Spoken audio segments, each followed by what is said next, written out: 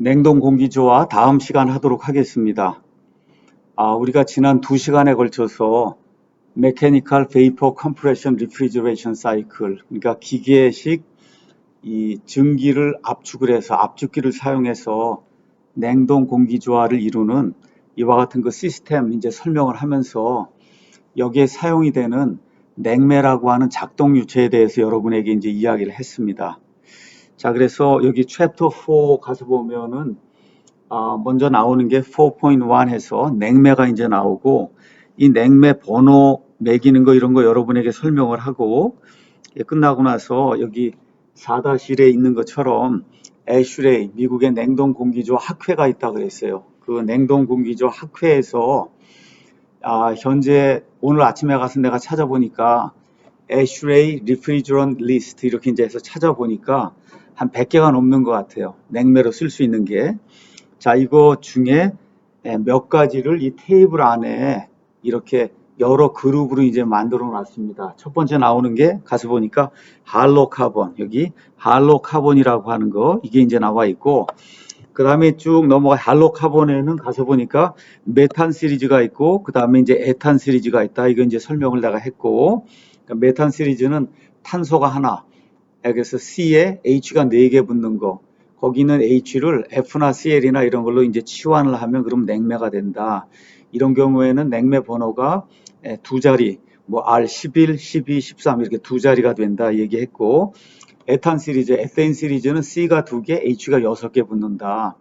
그 6개 중에 몇 개를 Cl이나 F로 이제 바꾸게 되면 그러면 에탄 시리즈 냉매가 된다. 이런 경우에는 번호가 113, 114, 뭐 115 이렇게 나온다 이제 설명을 했습니다. 오늘 이 할로 카본에 대해서 조금 이따 설명을 더 할 거고, 그 다음에 가서 보면 여기 500번대 냉매가 있어. 500번대. 자, 그래서 이 공비 혼합 매체라고 불리는 500번, 501번, 502번, 503번에서 510번까지 오늘 가서 보니까 있더라고요. 그래서 이거 설명을 해야 되겠고, 그 다음에 가서 보면 옆에 비공비 혼합 매체라고 하는 게 있어요. 비공비 400번대 냉매가 있습니다. 이것도 이제 오늘 설명을 해야 되겠고, 그 다음에 이제 지난 시간에 하이드로카본 리프리저런트에 대해서 설명을 했어요. 그러니까 탄화수소 자체만으로도 냉매로 이제 우리가 쓸 수가 있다. 메탄, 그 다음에 에탄, 그 다음에 프로판, 그 다음에 가정용 냉장고에 사용되는 R600A라고 하는 이런 그 이소부탄 냉매에 대해서 설명을 했고, 그 다음에 마지막에 가서 이놀게닉 컴파운드, 그래서 이제 자연계에 보통 이제 자연적으로 존재하는 이런 물질이 있어요. 암모니아, 물, 이산화탄소. 이런 거는 700번대 냉매다 해서 700에다가 각 물질의 몰레큘러 웨이트, 이 분자량을 더하면 된다. 이런 설명을 이제 지난 시간에 다 했습니다. 이거 설명하면서 냉매 번호 이렇게 붙이는 거 50번대, 40번대, 30번대, 20번대, 10번대 이거 설명을 하고, 그 다음에 이제 CFC가 뭐냐 설명을 했고, 오존층 붕괴를 일으키는 거, 붕괴를 일으키지 않는 HFC에 대한 설명을 이제 했고, 그 중간 단계인 HCFC에 대한 이런 설명을 했어요. 그래서 클로로플로로카본 CFC, 그 다음에 하이드로플로로카본 HFC, 하이드로클로로플로로카본 HCFC 뭐 이런 것이 있으니까 여러분 이거 분류하는 거에 대해서 이것들의 특징에 대해서 어느 정도는 알고 그 다음에 회사에 나가야 된다 이런 설명을 이제 했습니다. 이거 이제 설명을 한 다음에 여기 에탄 시리즈도 똑같이 CFC, 그 다음에 HFC, 그 다음에 HCFC 이거 이제 설명을 했고 170번, 160번, 150번 냉매 번호가 이렇게 쭉 매겨지는 것도 여러분에게 이제 설명을 했습니다. 자, 이게 끝난 다음에 뭐를 했느냐 하면 이 세상에 우리가 작동 유체로 사용할 수 있는 인간이 개발하거나 아니면 자연적으로 존재하는 유체가 한 1000개가 넘는데 이 1000개가 다 냉매로 사용이 될 수는 없다. 냉매로 사용이 되려면은 최소한 몇 가지 물성치가 맞아야 된다 이렇게 설명했어요. 그래서 첫 번째 우리가 살펴본 게 연력학적인 물성치, 연력학적인 물성치를 만족을 시켜야 된다. 이제 그 얘기를 했고 그 중에 몇 가지를 설명을 했습니다. 그 다음에 열 전달을 해야 되기 때문에 이베퍼레이터 컨덴서에서 열을 전달해야 되기 때문에 열 전달 성능이 좋아야 된다 해서 트랜스포트 프로퍼티에 대해서 이제 설명을 내가 했습니다. 자, 이게 끝난 다음에 케미컬 프로퍼티에 대해서 설명을 했어요. 냉매가 냉동기 안에 들어가면 10년, 20년을 이 안에서 활동을 해야 되기 때문에 반응을 일으키지 않아야 되고 또 오랫동안 안정적으로 스테이빌리티가 이제 있어야 된다 이런 설명을 했고, 이게 끝난 다음에 건강, 그 다음에 안전, 그 다음에 환경에 대한 거 몇 가지를 여러분에게 쭉 설명을 했습니다. 이게 끝나고 어느 면에서 중요하지 않다고 생각할 수 있지만 사실은 대단히 중요한 기타 등등 미셀로니어스 프로퍼티에 대해 설명을 했어요. 가격이 싸야 된다. 쉽게 이렇게 리키지, 누설이 생기면 찾아낼 수 있어야 된다. 기름에 잘 녹아야 된다. 그 다음에 워터 솔루빌리티, 물이 그 안에 가능하면 용해가 되지 않는 이와 같은 특징을 가져야 된다. 그 다음에 많은 경우에 이런 압축기가 있으면 압축기가 허메디칼리 이게 실이 되어 있는 이런 상태로 되어 있어서 모터하고 같이 있다고 얘기를 했어요. 그래서 이제 모터에 와인딩을 시켜야 되기 때문에 전기를 전달하지 않는 이러한 특성을 가져야 된다 해서 냉매가 가져야 될 여러 특성들을 여러분에게 이제 설명을 했습니다. 이번 중간고사 이때는 모이지 못하고 이제 우리가 시험을 봐야 되는데 이제 시험을 어쩌면은 볼 수가 없기 때문에 그래서 여러 가지 주제에 대해서 아마 보고서를 쓰고 그리고 어쩌면 또 열교환기에 대해서도 이제 이야기를 해야 되고 이렇게 있어요. 그래서 여러 가지 주제에 대해서 뭐 오존층 붕괴, 지구온난화, 그 다음에 여기 냉매, 또 이제 조금 나가면 히펌프, 그 다음에 흡수식, 그 다음에 압축식 이와 같은 그 냉동기 이런 차이 이런 모든 것들을 이렇게 서머라이즈를 해서 여러분에게 제출하라고 그렇게 이제 할 가능성이 굉장히 높으니까 이런 것들 잘 공부하고 이거 공부하는 과정을 통해서 머릿속에 잘 이렇게 집어넣고 하면 냉동 공기주와 이런 회사에 나가서 인터뷰할 때 도움이 될 거다 이제 그런 이야기를 했습니다. 자, 그 다음에 이제 나왔던 게 뭐냐 하면 우리가 이제 냉동 공기조화를 이제 하려고 하면 에어 컨디셔닝 할 때도 있고 뭐 한 마이너스 25도에서 냉동할 때도 있고 마이너스 60도에서 냉동할 때도 있고 여러 가지 그 조건에서 우리가 이런 일들을 이제 해야 되는데 어떤 그 하나의 냉매가 모든 조건을 다 만족시키는 냉동 공기 조화기의 냉매로 이제 사용이 될 수는 없다. 이제 그렇게 이제 이야기를 했습니다. 자, 그래서 우리가 이 여러 종류의 그런 그 냉매들을 사용이 되는 특별히 온도에 따라서 우리가 특별하게 이제 규정을 해서 이제 사용을 해야 된다. 이거 이제 설명을 하면서 이 세상에는 자연적으로 존재하는 인올게닉, 사람이 이렇게 인위적으로 만들지 않은 어느 면에서 내추럴 리프리저런트가 이제 있다 이렇게 설명하고 암모니아 이야기를 했고 암모니아 지난 시간에 암모니아 그 다음에 이제 카본 다이옥사이드 이산화탄소 그 다음에 이제 물에 대해서 이제 설명을 했습니다. 자, 오늘은 할로카본 리프리저런트에 대해서 조금 더 설명을 하도록 하겠습니다. 아까 이야기한 대로 조금 아까 내가 수업에 들어오기 전에 미국의 냉동공기조화 학회를 갔어요. 학회를 가서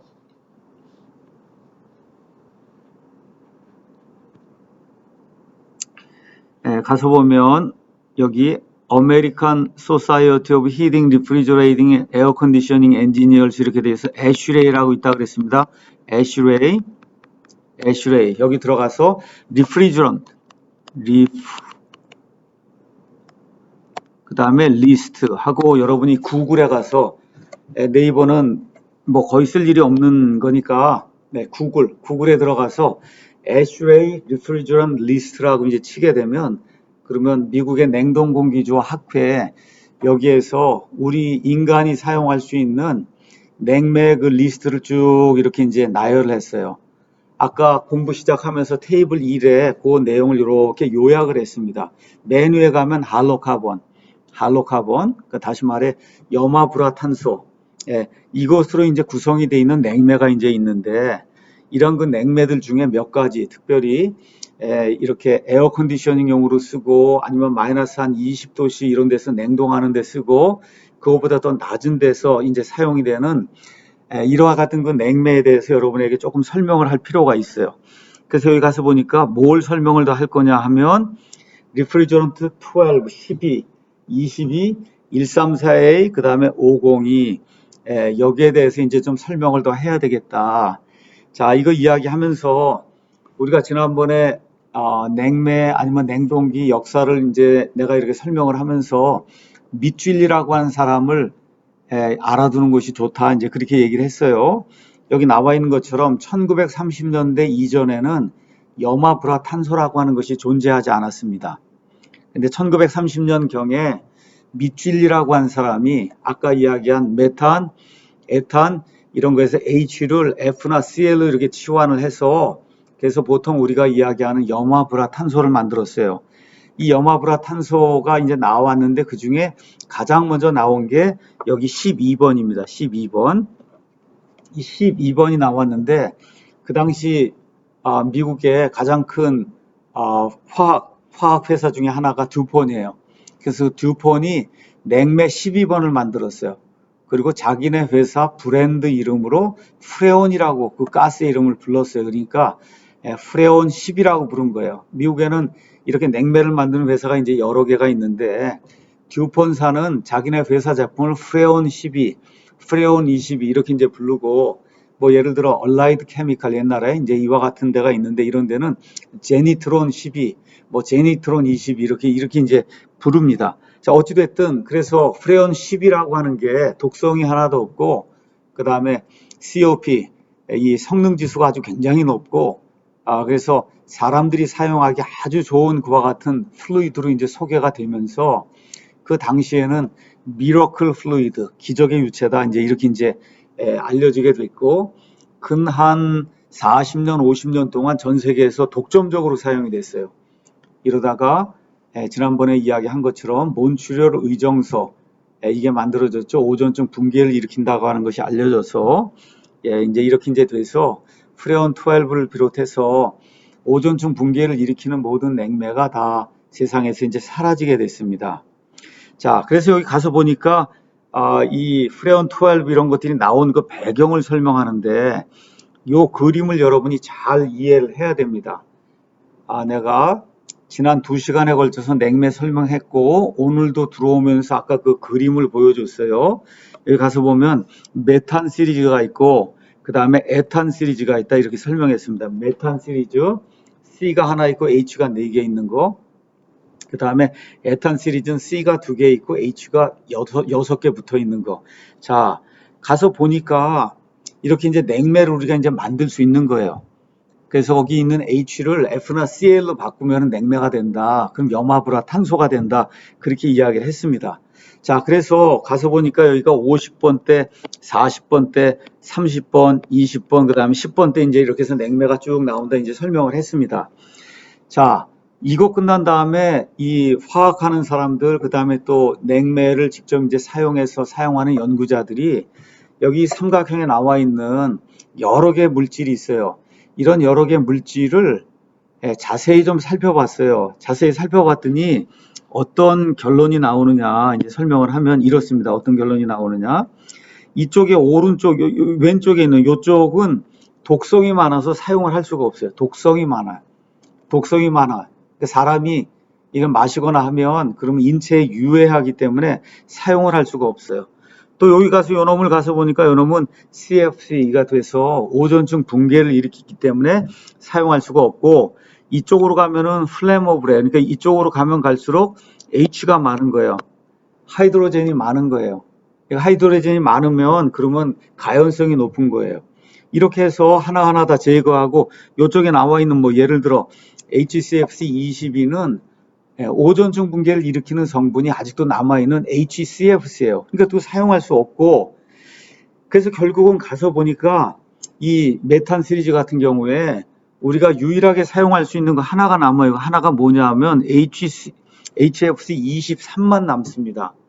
근데 HFC23은 어떤 문제가 있냐 지구온난화 지수가 굉장히 높아서 그래서 이게 냉매로 돼서 밖으로 나가게 되면 그러면 지구온난화를 크게 유발하고 또 증기압이 굉장히 높기 때문에 보통 우리가 사용하는 이런 뭐 자동차 에어컨이나 이런 데 이제 쓸 수가 없는 거예요. 자, 이러다 보니까 이 메탄 시리즈 안에서는 사용할 수 있는 게 하나도 없는 거예요. 한마디로 이야기하면. 그래서 이제 사람들이 이렇게 하면 안 되겠다. 그래서 우리가 이 중에 일부를 좀 사용해야 되지 않겠느냐. 그래서 어떻게 하기로 했느냐 하면 요 가운데 일부, 뭐 일부라고 해보면 별거 아니지만 여기 있는 거 요거 HFC 32 저놈은 가연성이 있긴 있는데 가연성이 그렇게 높질 않아요. 조금만 있는 거예요. 그러니까 저 HFC 32를 우리가 조금 사용할 수 있도록 이렇게 규제를 좀 풀어야 되지 않겠느냐 이렇게 이제 생각을 한 겁니다. 이렇게 해서 지금은 이 메탄 시리즈 중에서 오존층 붕괴를 일으키지 않고 독성도 없고 이런 것 중에 유일하게 지금 사용할 수 있는 게 HFC 32인데 이 32는 가연성이 조금 있다는 거 그걸 여러분이 이제 기억을 하면 되겠습니다. 자, 이 에탄 시리즈도 내용이 똑같아요. 이쪽은 독성이 있고 이쪽으로 올라갈수록 가연성이 있고 여기는 CFC고 요건 HCFC고 이렇게 이제 하다 보니까 남는 게 요것뿐이 없는 거예요. 이렇게 요것만 쓸 수 있는 거예요. 우리가 쓸 수 있는 게 쓸 수 있는 걸 이렇게 표현하면 요렇게 요것만 쓸 수 있는 거예요. 요것만 쓸 수 있는데 이 가운데서도 여기 있는 여기 152A 그 다음에 143A라고 저기 나와 있는 거는 가서 보면 가연성이 있어요. 가연성이 있고 그 다음에 134A라고 하는 거 지금까지 우리가 이제 사용하려고 했는데 얘는 지구 온난화 지수가 높고 여기 끝에 가면 125가 있는데 얘도 지구 온난화 지수가 높고 그러니까 125 그 다음에 그 위에 있는 134A 바로 그 위에 있는 143A HFC이기 때문에 사용은 할 수 있는데 이 세 가지는 하나 둘 셋 이 셋은 지구 온난화 지수가 높아요. 지구 온난화 지수가 이렇게 되다 보니까 이 세 가지도 사용할 수 없는 거예요. 그러면 여기 에탄 시리즈에서 우리가 유일하게 사용할 수 있는 거 하나가 이제 남습니다. 유일하게. 그 하나가 어떤 거냐. 여기는 152A.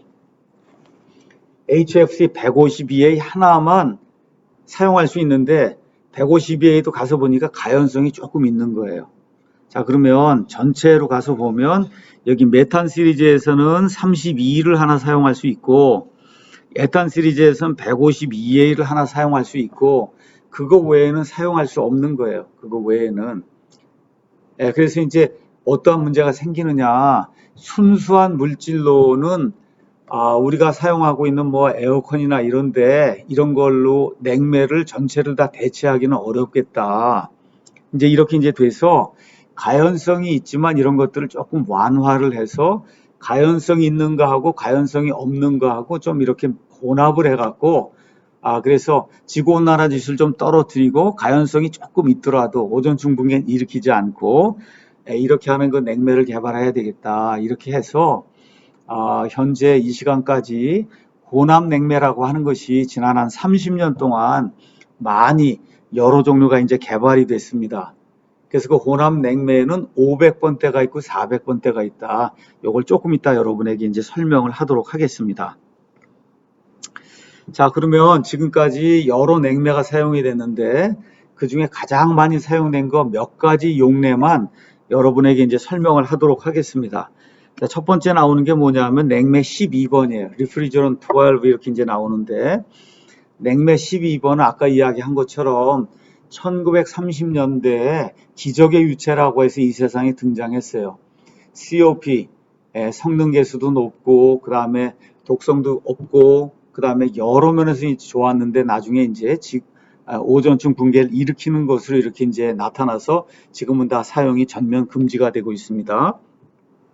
내가 지난번에 이야기한 것처럼 이렇게 여기 나와 있는 무슨 뭐 노멀 보일링 포인트가 얼마다 뭐 이런 것까지 다 외울 필요 없어요. 자, 그러면 CFC12는 어디에 가장 많이 사용되냐?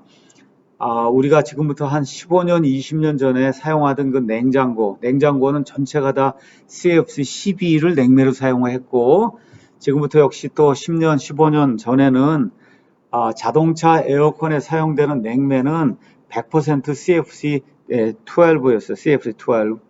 근데 이게 오존층 붕괴를 일으키니까 새로운 냉매가 나왔어요. 그 새로운 냉매를 우리가 자동차 냉매 충전하는 데 가면 신냉매라고 해요. 그 신냉매가 134A라고 하는 것이 나왔다.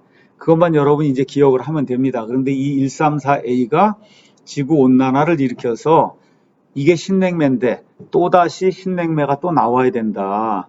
예, 그것만 여러분이 이제 기억을 하고 그 내용은 조금 이따 이제 설명을 할 겁니다. 자, 그 다음에 이제 리프리저런 22가 있는데 22는 어디에 독점적으로 사용됐냐 하면 지금부터 뭐 한 5년, 10년 전에 가정용 에어컨, 지금 우리가 여기 강의실에 보면 힙펌프가 이제 들어있는데 이런 가정용 에어컨에는 100% HCFC 22가 사용이 됐다. HCFC 22. 그러니까 여러분이 한번 생각을 해보시면 전 세계 자동차가 얼마나 있을까? 뭐 내가 세보진 않았지만 그냥 어림짐작만 해봐도 일단 1억 대가 이제 넘을 거예요.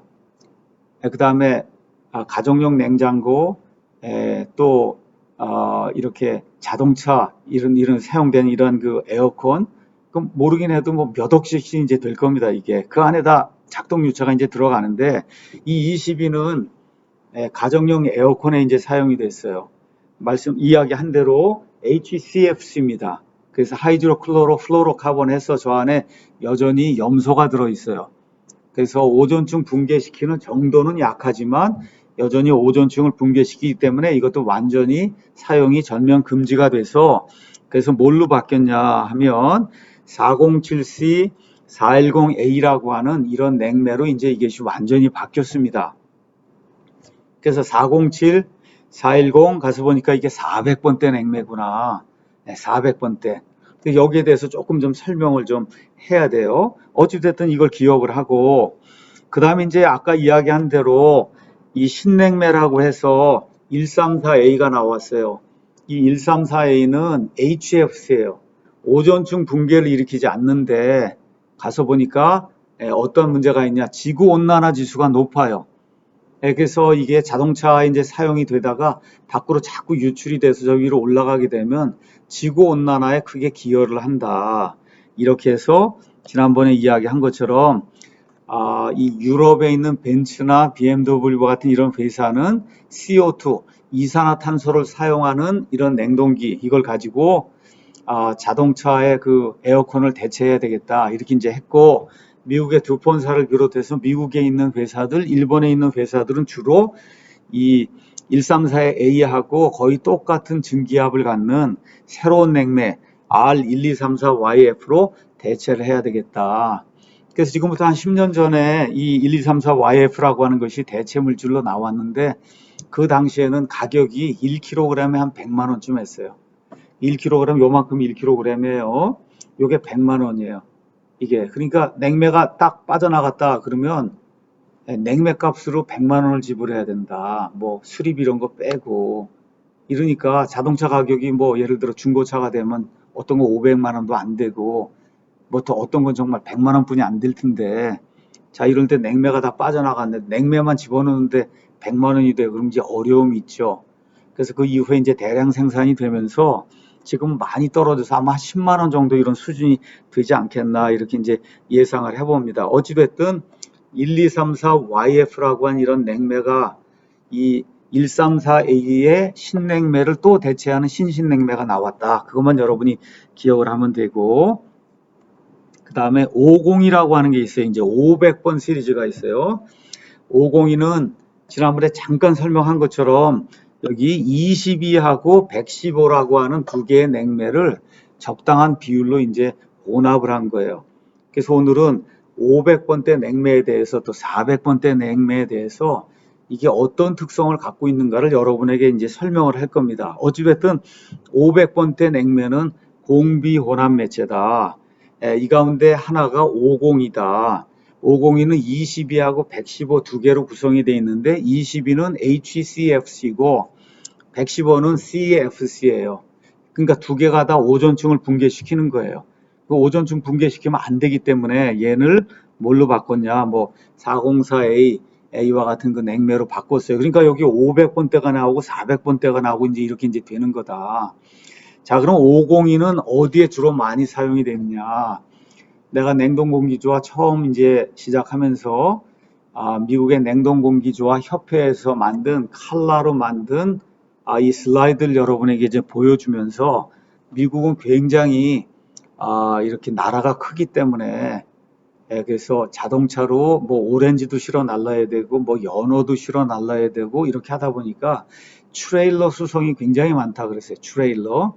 이게 트레일러가 아주 낮은 온도고 지방 뭐 예를 들어 알래스카에서 이런 데서 출발해서 저 밑에 아리조나까지 뭐 이렇게 하면은 뭐 예를 들어 겨울철 같은 건 알래스카 뭐 마이너스 30도에서 이게 쭉 타고 내려와서 아리조나로 오면 한 40도까지 그러니까 무려 한 70도가 되는 이와 같은 환경, 이 환경을 지나오면서 그 안에 들어있는 모든 걸 다 신선하게 유지를 해야 돼요. 자, 그러니까 이게 온도 범위가 굉장히 넓은 거예요. 아주 저온에서부터 고온에까지 하나의 냉매를 가지고 이걸 해야 되는데 사람들이 찾아낸 냉매가 뭐냐? 22하고 115라고 하는 걸 적당한 비율로 섞어서 50이라고 하는 이 냉매를 만들면 이 냉매가 수송용 트레일러에 사용되는 이와 같은 냉동기에 아주 최적이라고 하는 걸 이제 알게 된 거예요.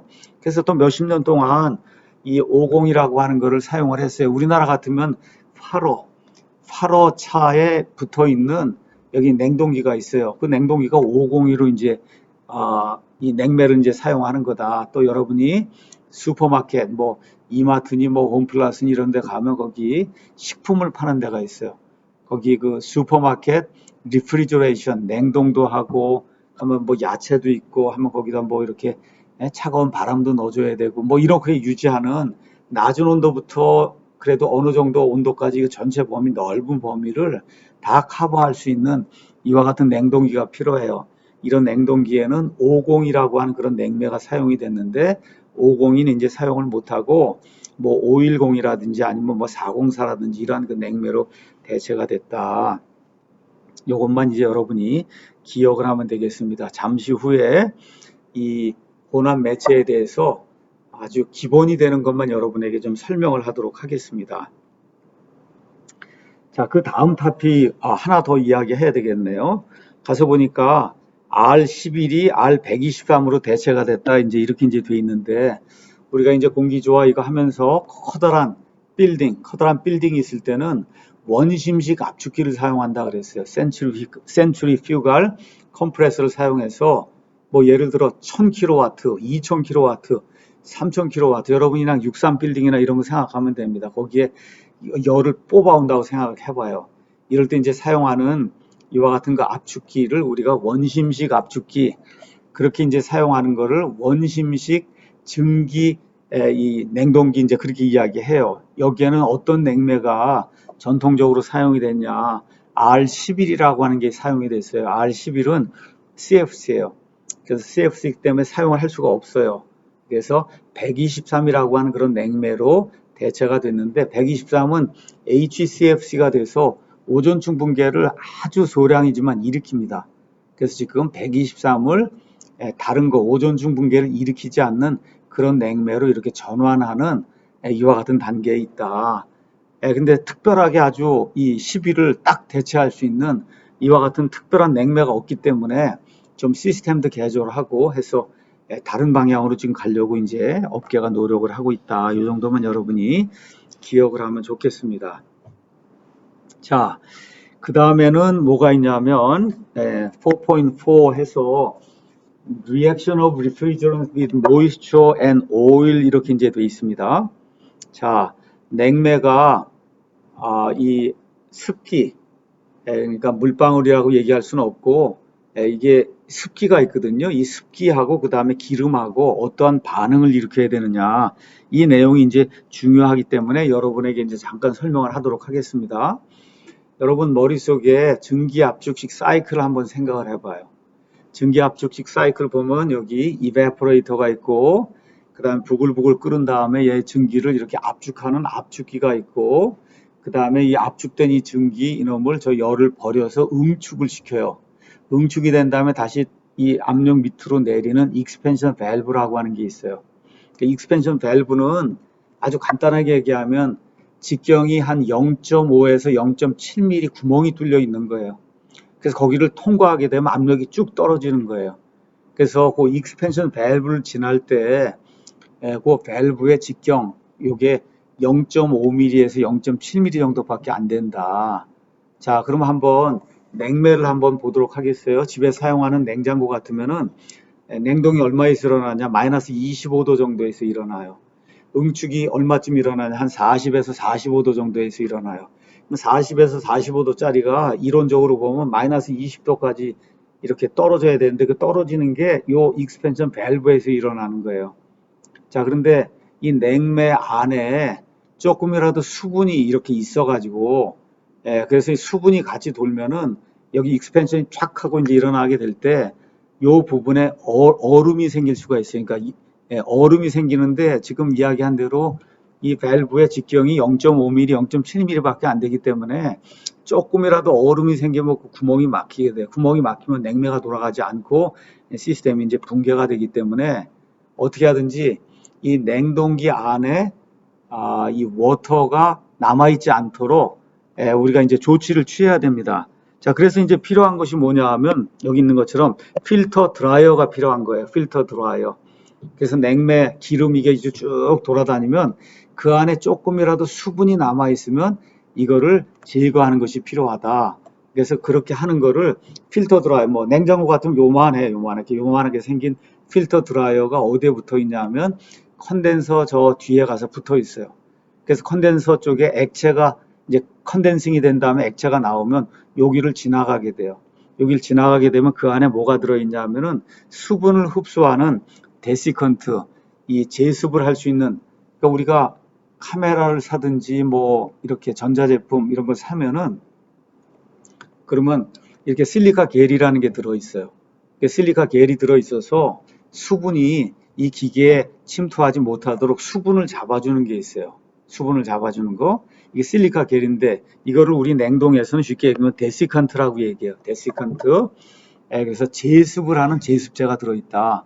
그래서 이 조그만 이 필터 드라이어 안에 첫째 필터, 그 안에 혹시라도 먼지라든지 뭐 어떤 그 구리 부품이라든지 이런 것에서 조그맣게 남아있는 이와 같은 먼지 이런 게 있으면은 거기 압축이 되고 이제 해야 되기 때문에 얘를 제거해야 되고, 그 다음에 물을 제거해야 돼요. 그 물을 제거하기 위해서 실리카 겔처럼 물을 흡수할 수 있는 데시컨트를 이제 집어넣는 거다. 그렇게 해서 필터 드라이어가 반드시 냉동기에 이제 붙어 있는 거다. 그것만 여러분이 이제 기억을 하면 되고, 자, 그 다음에 이제 나와 있는 게 오일이었어요. 오일.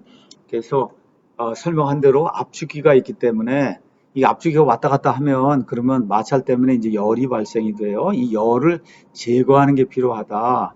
그리고 또 윤활을 제대로 시켜야 되는 게 필요하다. 그래서 실제로 기름을 많이 이제 사용을 해야 돼요. 그래서 냉장고 같으면은 압축기 이렇게 왔다 갔다 이제 할 때 이때 사용되는 냉매의 양은 얼마쯤 되냐? 뭐 한 80g, 80g에서 100g 뿐이야. 요만큼뿐이 안 되고 그 안에 들어가는 이 압축기가 있을 때 그 안에 들어가는 기름의 양은 무려 300g, 400g 이렇게 이제 돼요.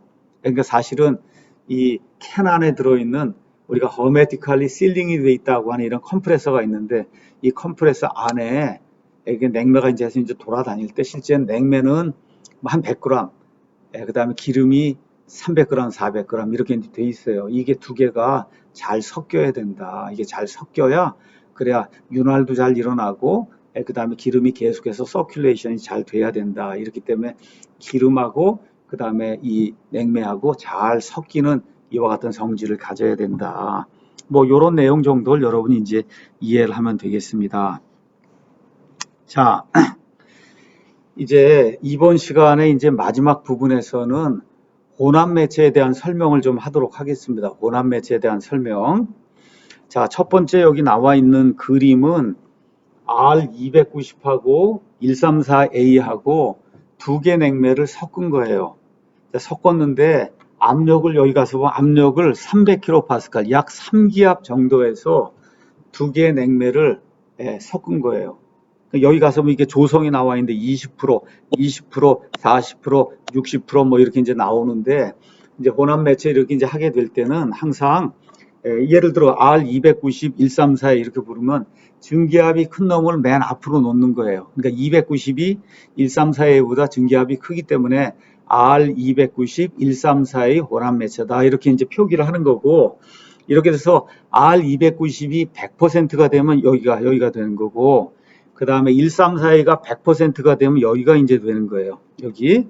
자, 그래서 여기 가서 보면은 여기 0%, 다시 말해 100% 134A가 될 때 약 3기압 정도에서 끓는 점이 표기가 돼서 그 끓는 점이 얼마쯤 되냐? 한 2도 정도? 뭐 1도 정도 이렇게 이제 돼 있고, 여기 프로판이 100%가 되면 끓는 점이 여기 가서 보니까 마이너스 뭐 한 13도 이렇게 이제 돼 있어요. 그러니까 이제 혼합 매체, 뭐 냉매 이런 걸 이제 하려고 하면 여러분이 뭐를 정확하게 이해해야 되냐 하면 끓는 점, 보일링 포인트라는 게 있고, 보일링 포인트, 베이퍼 프레셔라고 하는 게 있고, 그 다음에 이렇게 날아가려고 하는 휘발성이 있다. 이걸 잘 기억을 해야 된다 그랬어요. 자, 그래서 물 같으면 1기압에서 100도씨에서 끓어요. 그렇죠? 그 얘기는 무슨 얘기냐? 물 이렇게 갖다 놔도 휘발성이 낮다는 거예요. 증기압이 낮아. 안 날아가요. 그 다음날 와도 거의 그대로 있어요. 이게 증기압이 낮은 거예요. 그 다음에 보일링 포인트가 높은 거예요. 휘발성이 낮은 거예요. 이게 반면에 알코올, 똑같은 거 알코올은 잘 날아가요, 물보다. 그렇죠? 잘 날아가. 휘발성이 더 커요. 이렇게 되니까 어떻게 되냐? 보일링 포인트가 낮은 거예요. 그러니까 보일링 포인트가 낮으면은 증기압이 큰 거예요. 크면은 잘 날아가는 거예요. 압이 큰 거예요. 그러니까 여기 가서 보면 같은 300kPa, 3기압이 약 3기압쯤 되는데 R290은 끓는 점이 마이너스 13도고 얘는 끓는 점이 2도 정도가 되니까 R290이 끓는 점이 훨씬 낮으니까 증기압이 큰 거다. 일단 여러분이 그렇게 기억을 하고, 자, 요렇게 생긴 놈이 하나가 있고, 요거를 일단은 우리가 뭐라고 얘기하느냐 하면 500번대 냉매, 500, R500, 500 뭐 등등 해서 501번, 502번, 503번 이렇게 나갈 때 500번대 냉매다. 우리말로는 공비, 공통 비등점을 갖는다. 일단 여러분이 그렇게 설명을 하고, 요 밑에 있는 그림을 이제 하나 더 설명을 하도록 하겠습니다. 여기 있는 거는 134A하고 123을 역시 300kPa, 약 3기압 정도에서 비등점을 이제 나타낸 겁니다. 자, 그래서 아까 이야기한 대로 134A는 비등점이 여기 가서 보니까 약 1도 정도? 요 정도 이제 되고, 123은 비등점이 무려 62도 정도 되는 거예요. 3기압에서. 그러니까 134A가 훨씬 더 베이퍼 프레셔가 큰 거야. 비등점이 이제 훨씬 낮으니까. 자, 그러면 혼합 매체라고 하는 건 뭐냐? 그냥 두 개를 섞은 거예요. 자, 섞었어요. 자, 섞었으니까 여러분이 이렇게 많이 마시면 이제 많이 사람을 중독으로 만드는 그냥 소주를 생각을 해보자. 소주. 그래서 여러분이 가서 소주를 가게에 가서 사면 그러면 거기 퍼센티지가 적혀 있어요. 뭐 알코올이 20%, 뭐 맥주 같으면 모르겠지만 뭐 알코올이 한 5% 하나. 그러면 얘를 그냥 소주라고 내가 생각을 하고 설명을 하도록 하겠습니다. 소주 20%예요. 20%. 그럼 나머지 80%는 물이에요.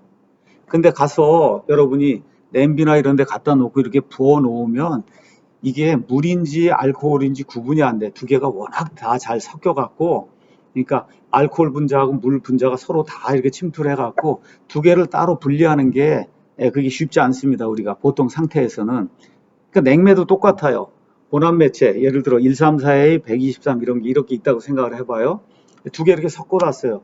그러면 두 개를 분리할 수가 없어요. 그냥 완전히 서로 뒤 섞여갖고 이런 상태가 이제 되는 거다. 자, 그럼 혼합 매체는 어떠한 특성을 갖느냐? 아까 내가 이야기한 것처럼 여기 에탄 시리즈 가면은 134A라는 게 있어요. 134A. 134A는 다 좋은데 지구온난화를 일으켜요. 그 다음에 또 가서 보면 그 위에 가면 152A라고 하는 게 있어요. 152A는 다 좋은데 가연성이 조금 있어요. 가연성 지구온난화 지수도 낮고.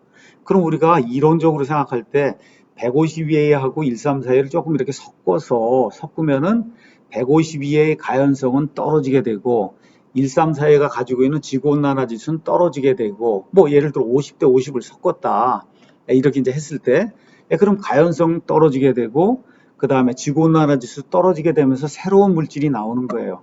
근데 그 새로운 물질 나오는 걸 뭐 50대 50으로 할 수도 있고 뭐 40대 60으로 할 수도 있고 60대 40으로도 할 수 있고 우리가 이제 원하는 대로 이제 할 수가 있는 겁니다.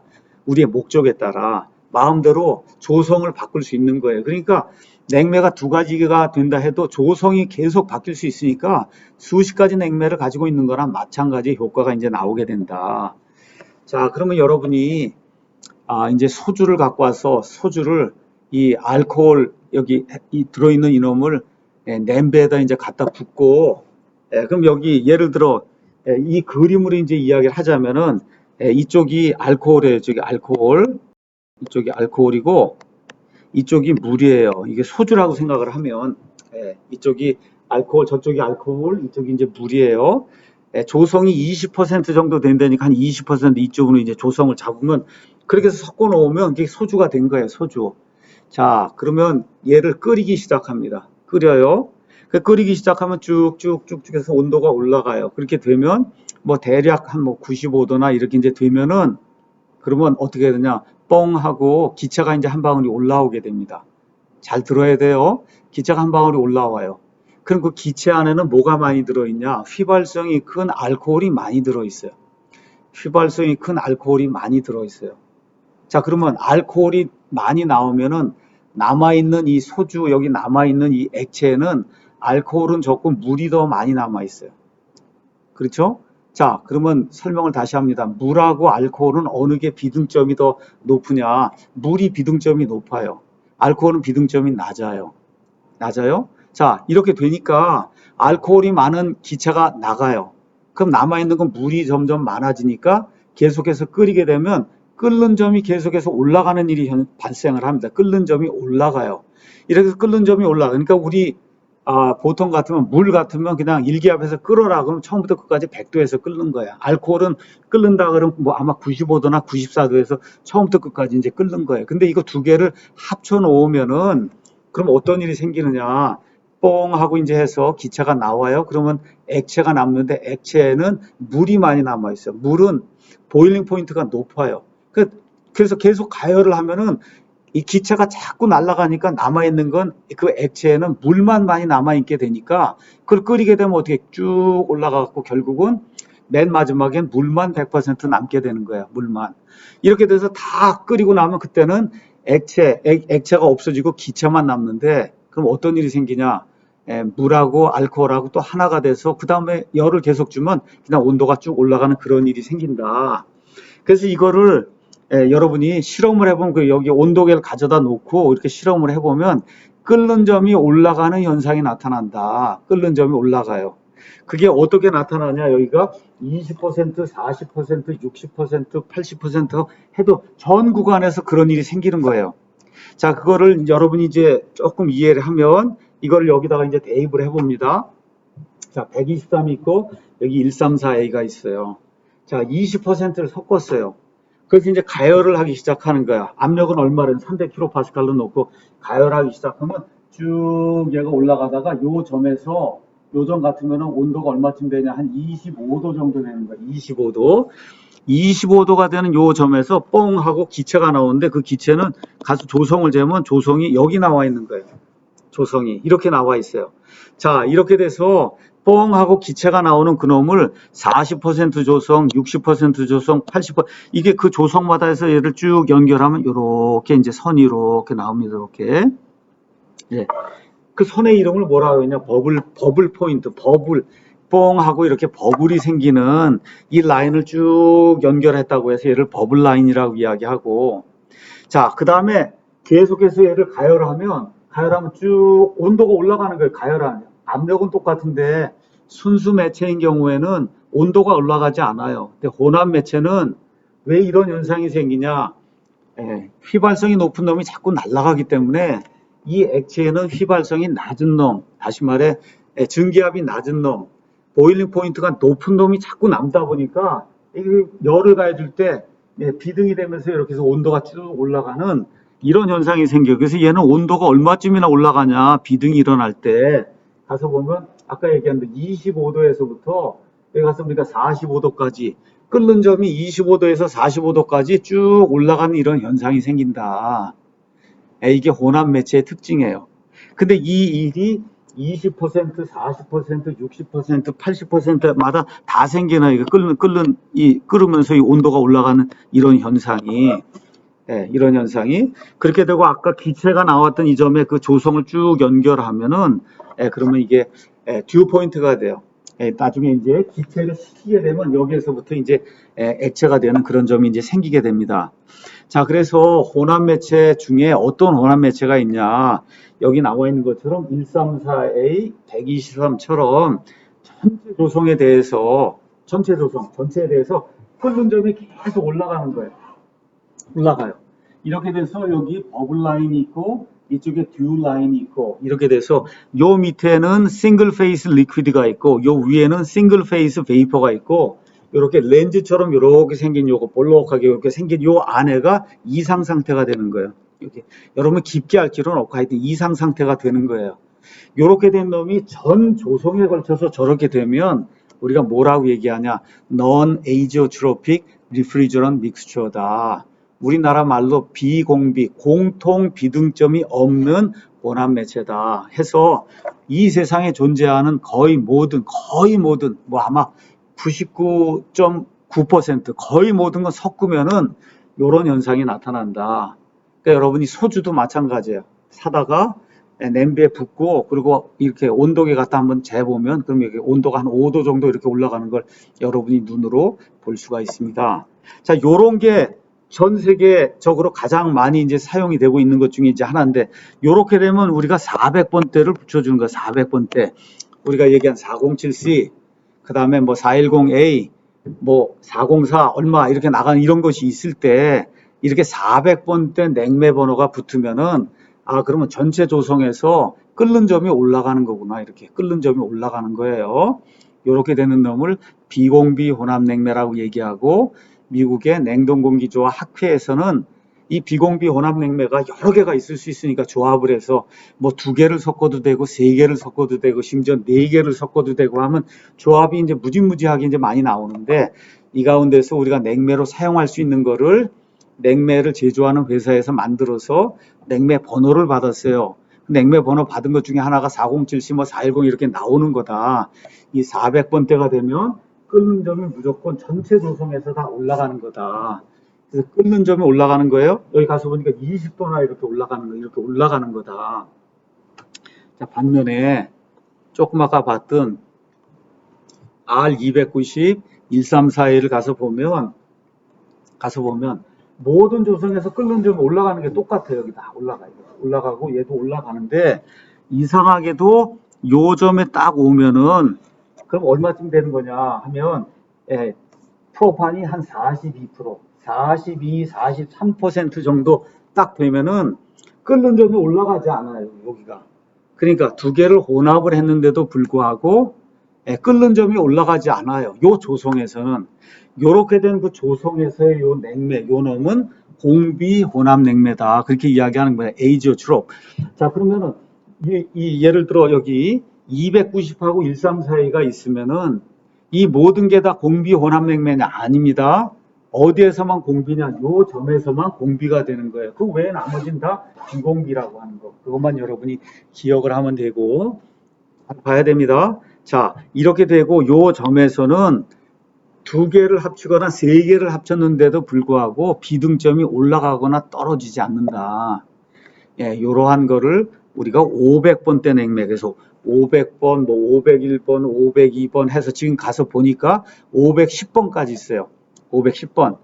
근데 여기 A도 있고 B도 있고 C도 있고 이렇게 나와 있는 거는 똑같은 걸 합해도 2개를 똑같은 거 아니면 3개를 똑같은 거 이렇게 합해도 조성이 조금 다를 수 있거든요. 다른 상태에서 이렇게 공비 혼합 매체가 이제 나올 수 있는 거다. 그러면 여러분이 기억하면 됩니다. 그래서 왜 그러면 혼합 매체를 사용하냐? 그게 중요한 거예요. 순수 매체는 개수가 얼마 없어요. 모든 거 다 제외하고 나면 순수 매체 그대로 냉매를 쓸 수 있는 게 너무나 한정이 되기 때문에 그래서 이 뭐 가연성을 조금 좀 있는 것도 조금 완화를 하고 뭐 이렇게 해서 우리가 원하는 연력학적 물성치나 환경의 물성치를 원하는 대로 튜닝을 할 수 있다. 이 튜닝을 하기 위해서 조성을 바꿔주면 되니까 이렇게 해서 나오는 게 혼합 매체다. 혼합 매체는 이렇게 어떤 특별한 조성에서는 순수 매체와 마찬가지로 비등점의 증가가 일어나지 않는다. 그러면 요 조성에서는 얘를 공비 혼합 매체라고 얘기하고 이거 제외한 나머지는 비공비가 되는 거. 그 비공비가 되면 전체 조성 어디에서나 예, 이렇게 끓이게 될 때 비등점이 올라가는 그런 현상이 생기는 거다. 여러분이 그 정도 이해하고 이렇게 비등점이 올라가는 현상이 생기면 400번대 냉매라고 하는 거. 비등점이 증가하는 현상이 생기지 않으면 그러면 500번대라고 하는 거. 그래서 맨 앞에 우리 그 냉매 테이블에 가서 보면 여기 가서 보면 여기 500 여기 가서 500번이 있고 502번이 있어요. 500번은 12하고 152를 73.8대 26.2로 섞으면 그 점에서는 온도가 올라가지 않는 거예요. 섞었는데도 불구하고 502 같으면 22하고 115를 48.8대 51.2로 섞으면은 혼합 매체인데도 불구하고 비등점이 올라가지 않는다. 요 점을 제한 나머지는 비공비예요. 자, 그 다음에 여기 가서 보면 이 비공비는 407C, 뭐 410A 등등이 있는데 이건 전체 조성에서 이 비등점이 올라가는 거다. 요 정도만 여러분이 이해하고, 그리고 LG든 뭐 삼성이든 아니면 뭐 한라공조, 한원공조든 뭐 이런 회사에 여러분이 가게 되면 냉매에 관한 한 여러분이 인터뷰를 잘 할 수 있으리라고 생각합니다. 자, 일단 오늘은 여기까지 해서 강의를 마치도록 하겠습니다.